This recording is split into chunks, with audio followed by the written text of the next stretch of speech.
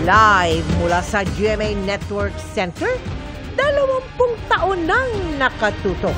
24 oras. Magandang gabi po, Luzon, Visayas at Mindanao. Naglandfall na sa Santa Ana, Cagayan ang bagyong Marce na ayon sa pag-asa ay posibleng maging isang super typhoon. Binayo ng malakas na ulan, hangin at daluyong ang probinsya na bumabangon pa lamang sa hagupit ng bagyong Christine at Leon. Libo-libo ang Balik Evacuation Center. Nawalan din ng kuryente ang ilang lugar at apektado ang cellphone signal sa iba. At mula sa bayan ng Santa Ana, nakatutok live si Jasmine Gabriel Galban ng GMA Regional TV. Jasmine. Mel, Emil, Vicky, sa mga oras nga na ito ay ramdam pa rin ang epekto ni Bagyong Marce dito nga sa probinsya ng Cagayan. At sa mga sandaling ito, Vicky, Mel, Emil, ay mas lalo pang lumalakas yung buhos ng ulan, ganun din yung napakalakas na hangin dito mismo sa bayan ng Santa Ana. Ganito kalakas ang hangin naranasan sa bayan ng Gonzaga, Cagayan, dala ng Bagyong Marce kaninang hapon. Malalakas at matataas pang alon sa baybayin. May mga natumba na ring punong kahoy, habang ang ilang poste ng kuryente nakatagilid at lumaylay na sa kalsada ang mga kable. Pumasok na yung alon, lubog na yung school doon.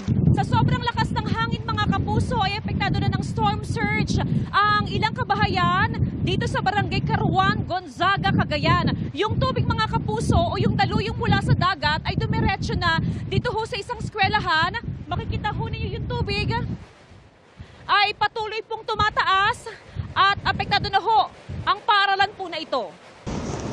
Pinasok na ng daluyong ang mga bahay at paaralan na malapit sa dalampasigan. Galing sa dagat to, ma'am. Oh, inabot na ho yung bahay.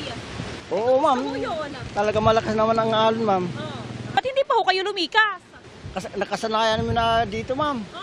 Ang ilang bahay, halos matuklap ang mga yero.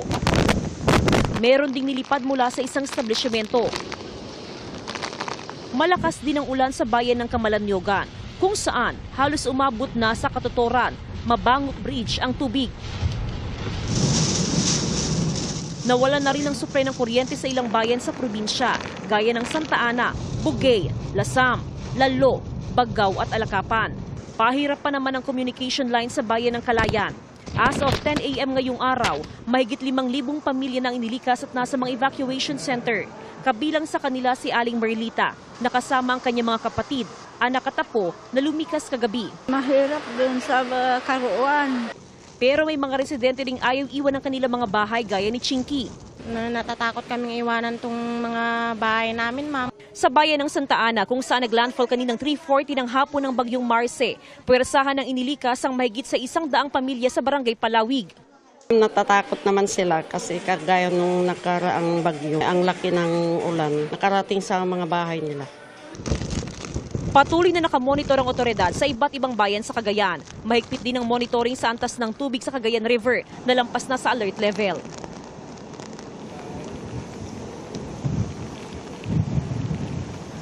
Vicky, sa mga oras nga na ito, dito sa aming kinaroroonan, ito yung border ng Santa Ana at border ng Gonzaga, ay meron ng mga na-stranded na mga sasakyan dahil hindi na sila makapasok pa sa bayan ng Santa Ana dahil nga meron ng mga punong kahoy, mga kable ng kuryente at may mga yero ng humambalang sa kalsada kaya medyo pahirap pa na talaga yung pagdaan ng mga sasakyan. Samantala, Vicky, sa ngayon ay mas nadagdagan pa yung bilang ng mga bayan na walang supply ng kuryente at as of 6 p.m. ay umabot na sa mahigit 6,000 families ang nasa mga evacuation centers sa iba't ibang mga bayan. Dito yan sa probinsya ng Cagayan. Vicky? Jasmine, para ang kita-kita ko na napakamahangin sa likod mo, no? Kamusta yung lagay ng panahon sa mga sandaling ito? Actually, Vicky, talagang mas lalo pang lumalakas yung buhos ng ulan.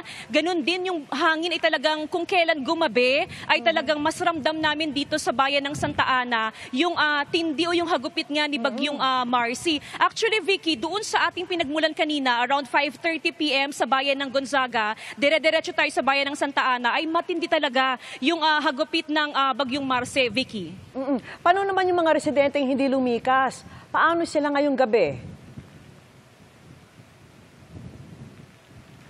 Vicky, doon sa mga residente na kung saan ay hindi nga sila lumikas, ito yung mga residente na kung saan nakatira doon sa mga tabing dagat na mayroong banta ng storm surge at maging doon sa mga residenteng nakatira sa mga paanan ng bundok, talagang persahan silang pinalikas kaninang tanghali, Vicky. Nasa lubong natin, yung mga rescuer, sakay sila ng mga malalaking mga truck, mga heavy truck mula sa provincial government, TFLC at maging sa PDRRMO Cagayan, talagang pinilit silang pinalikas, Vicky. So ang mga natira lamang doon sa kanilang mga bahay, at least yung mga residenteng medyo safe at sila ay from time to time ay minomonitor naman ng otoridad sa kanilang mga barangay. Kaya doon sa mga dangerous na mga lugar, Vicky, puwersahan silang pinalikas simula 1:00 ng hapon hanggang 3:00 ng hapon, Vicky. Jasmine, yung mga nasa evacuation center, kamusta naman ang sitwasyon? Sapat ba yung pagkain, mga supplies at mga inuming tubig? Doon sa aming pinanggalingan, Vicky, sa bayan ng Gonzaga, yung kanilang evacuation center, napakalaki nung kanilang evacuation center pero punong-puno rin talaga ng mga evacuees. Nasa 300 families yung nagkasya, nagsiksikan doon sa evacuation center. Well, yung kanilang kondisyon, napaghandaan talaga ng lokal na pamahalaan dahil meron doon yung specific na place na meron doon yung mga nurses from RHU, from DOH, meron din doong mga personnel sa iba't ibang departments ng LGU na nagbibigay sa kanila ng pagkain, meron ding mga gamot at meron din talagang tumitingin doon sa kalagayan ng mga residente. Kanina, Vicky, around mga 5:45 ng hapon, merong isang evacuee mula sa Gonzaga na kung saan ay dinala sa ospital dahil nga sa nahihirapan nga siyang huminga. So meaning, talagang nababantayan yung sitwasyon ng bawat evacuee. May nakamonitor, Vicky. Even PNP ay nandoon sa loob ng evacuation center para i-monitor yung sitwasyon ng mga evacuee, Vicky. Sige, maraming salamat sa mga update mo at ingat kayo dyan, Jasmine Gabriel Galban ng GMA Regional TV. Ramdam na rin ang epekto ng bagyong Marce sa Benguet. Kaya binabantayan ang mga landslide at flood-prone areas. Ang Cannon Road na isa sa mga daanan paakyat ng bagyo, bukas lang para sa mga residente. Mula sa City of Pines, nakatutok live si Salima Refran. Salima? Mel, signal number 1 yung nakataas sa bahaging ito ng probinsya ng Benguet. Kaya ang Baguio City naka-red alert para sa bagyong Marce. Buong araw ng pabugso-bugso ang ulan dito sa Baguio City. Dahil dyan at sa malakas na hangin, lalong nadagdagan ang dati nang nakangangatog na ginaw ng City of Pines. Dahil sa bagyong Marce, nag-ikot ang City Disaster Risk Reduction and Management Office at mga barangay officials sa landslide at flood-prone areas. Isa rito ang Barangay Dominican Mirador na madalas may pagguho ng lupa pag bumabagyo. Ito po yung barangay ninyo. Madam Kagawad. Sa city rin kami. Malakas na naman ang ulan. May bagyo tayo. Aalis naman kami kung baga medyo delikado na. Sa ngayon, hindi muna. Titingin-tingin lang muna, yung mga bata lang muna yung nandun sa kabila. Sa Smart City Command Center, nakabantay sa pamamagitan ng CCTVs at Eye in the Sky ang City Hall. May nakatutok sa City Camp Lagoon na flood-prone area din. Nakahanda na lahat ng rescue at survival equipment. Mga responders natin, last count namin kahapon, we have around 1,300. So composite na to from the Barangay Disaster Council, from our BCPO, from our fire, yan, tapos may mga volunteers din tayo. Kahit umuulan, bukas ang Baguio para sa mga turista. Malamig po kasi pag umuulan po. Pang relax lang din po. Bayad na po yung booking, yung bus, tsaka Airbnb. So, kahit po may bagyo, go lang. Dahil sa tuloy-tuloy na ulan na dala ng bagyong Marce at maging nitong nararanasan ngayon na makapal-kapal na fog, isinara na itong bahaging ito ng Cannon Road. May mangilan-ngilang mga pinapayagang mga motorista pero kinakailangan sila ay mga residente ng Baguio City. Inaabisuhan ng lokal na pamahalaan ng mga motorista na aakyat ng Baguio na dumaan na lamang ng Nagilian Road o di kaya ng Marcos Highway. Kasi nga may problema nga dun sa foundation pa. Tinetest pa nila yung foundation. Pag siguro in 2 weeks, pag nakita nila na sturdy na siya, matibay na, then we're going to allow yung passage na rin ng mga visitors.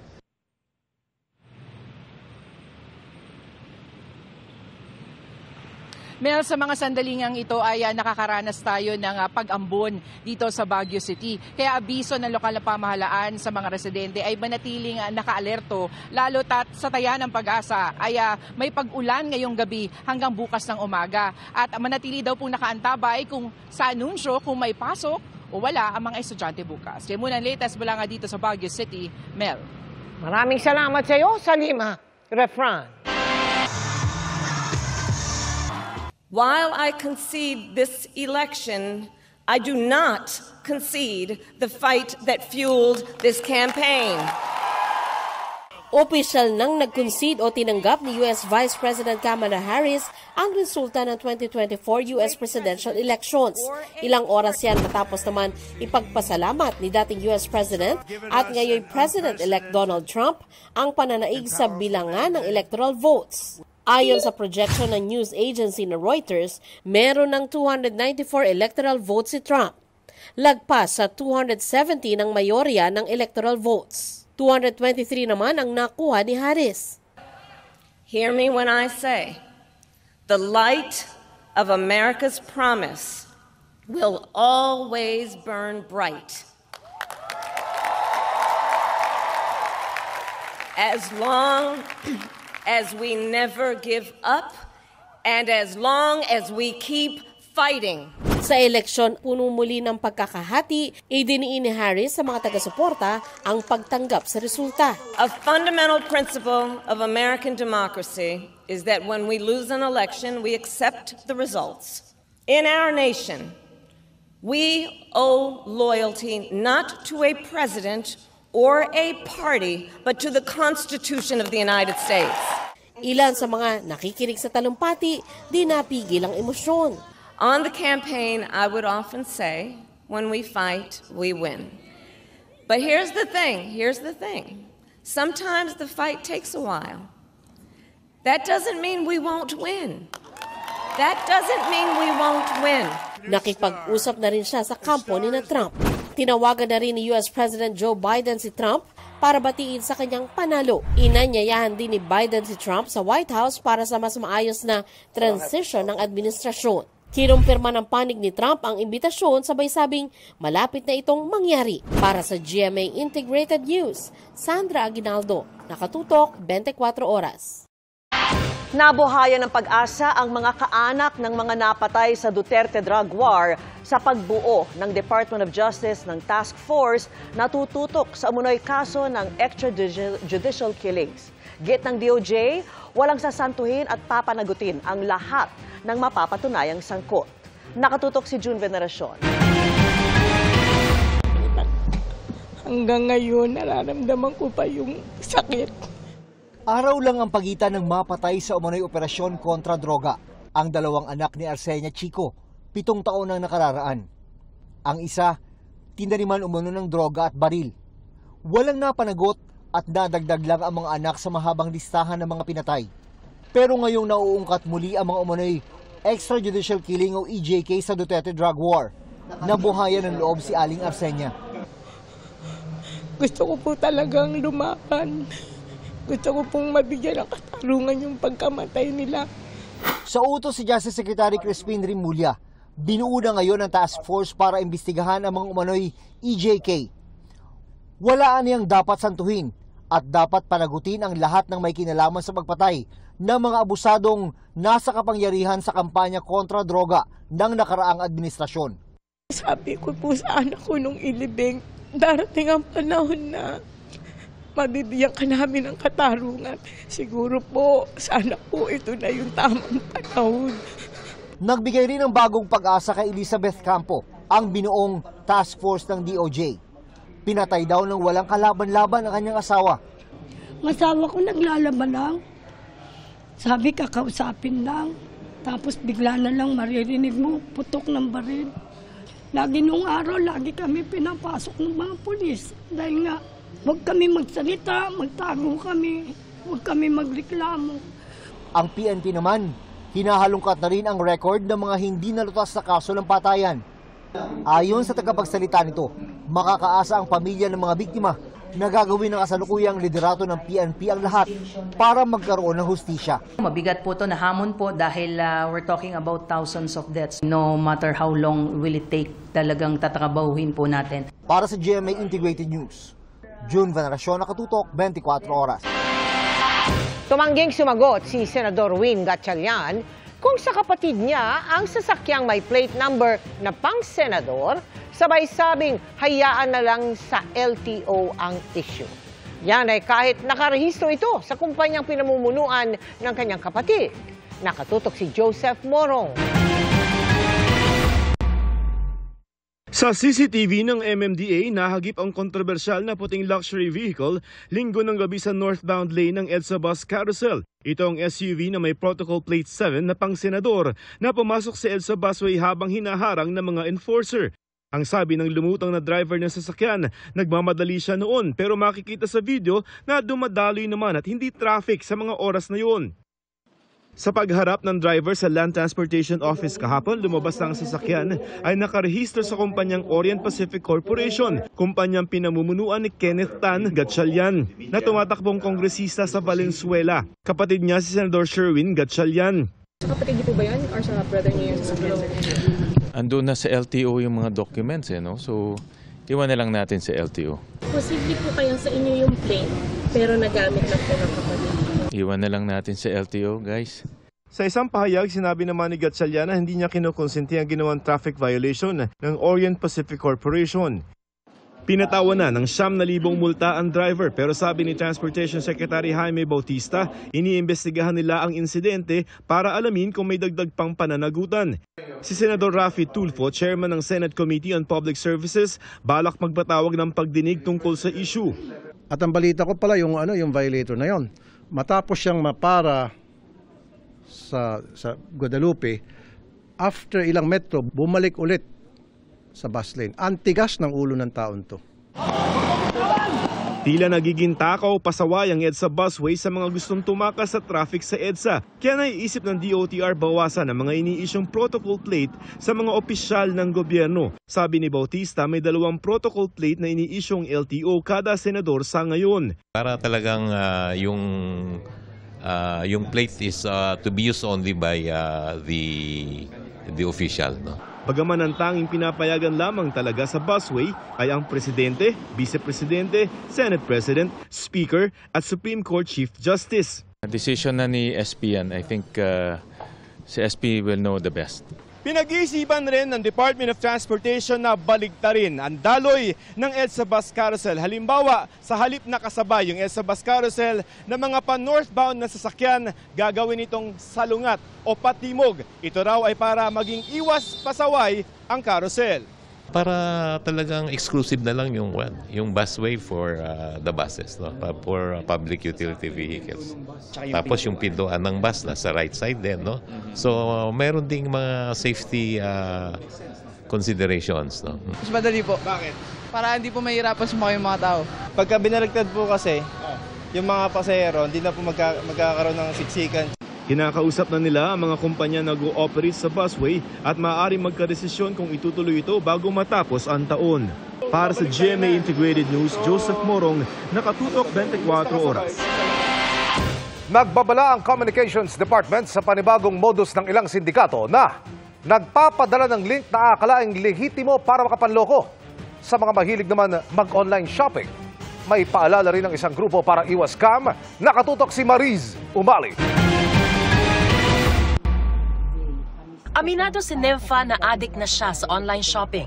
Katunayan, anuman daw ang makita niyang maganda ay nahihikayat kagad siyang i-add to cart. Dahil madalas di na raw niya sinusuri ang pinagbibilhan, nakailang beses na nga raw siyang naloko. Kung hindi tamang produkto, kulang-kulang naman ito. Masama loob ko. Ang ginawa ko kaagad, tinext ko yung seller na ang ganda-ganda ng ipinakita nyo tapos hindi naman ganun yung i-deliver niya sa akin. Sabi ko, manloloko kayo. Si Jubel muntik na rin daw ma-scam sa kakabili niya online. Dumating po siya sa akin, worth 500 naman po siya. Kaso, pag hawak ko po, walang laman. Tapos, hindi ko po pinali si rider. Inopen ko po sa harap niya. Yun nga po, wala siyang laman. Nakakatakot po. Sayang, opo, nakakatakot. Na makuha na nga po ng pera. Babala ng grupong Digital Pinoys, maraming nagpapanggap ng lehitimong negosyo pero scammer pala. Ang iba, kumukuha pala ng mga personal na impormasyon gaya ng online banking details. Kaya dapat ang iba yung pag-iingat. Pero ang Department of Information and Communications Technology nagbabala rin sa isang panibagong scam na ginagawa raw ng ilang mga sindikato. May mga umiikot na sasakyan na may kargadong mga equipment para mag-capture ng lahat ng cellphone number doon sa kapaligiran. At once makuha yung cellphone number, binabato ngayon na itong mga messages na ito. Parang text blast. Oo, text blaster. Maaari raw malinlang ang publiko dahil nagpapadala ang mga ito ng links na akalaing lehitimo pero peke pala. Dadalhin ka doon sa mismong site na mukhang kamuka nung lehitimong site kasi kinopya lang nila. Pero hindi totoong site yon. Please key in your username, your password, and then pag key in mo dyan, kuha na yung, yung detalye mo, yung credentials mo. At pwede nang masimot kung ano man yung pera na nandoon sa account na yun. Masyado raw advanced at sophisticado ang mga equipment ng mga sindikatong ito na di raw matapatan ngayon ng DICT. Kaya payo na lang ng mga otoridad, oras na makatanggap ng ganitong mga text, kahit mukhang lehitimo, wag na wag kayong magkiklik ng anumang link o wag tatawagan ang cellphone number na ibibigay sa mensahe. Papasko, medyo may pera yung mga tao at gustong mamili, magdoble ingat po kayo sa inyong transaction, lalo na online. Always be suspicious of your kung sinong, lalo na kung unsolicited. Nakikipag-ugnayan na ang DICT sa mga e-wallet providers, online bank accounts at telcos para maabatan ang scam na ito. Para sa GMA Integrated News, Mariz Umali nakatutok, 24 oras. Good evening mga kapuso! Nakakabata ang masayang bonding ng Forever Young Team sa kanilang get-together na inorganize mismo ni Yuen Micael at Nadine Samonte. Pasasalamat nila ito sa hard work ng cast at crew sa magandang series na inulan agad ng suporta mula sa mga kapuso. Makichika kay Lars Santiago. Hindi naman bata ang taong ito eh. He is a 25-year-old little man pretending na siya ay bata. Dahil sa mainit na suporta at magandang feedback sa unang linggo ng bagong afternoon prime series na Forever Young, nag-host ng get-together sina Yuen Micael at Nadine Samonte para sa cast at production team. Pag andun ako sa set, parang second family ko na rin sila.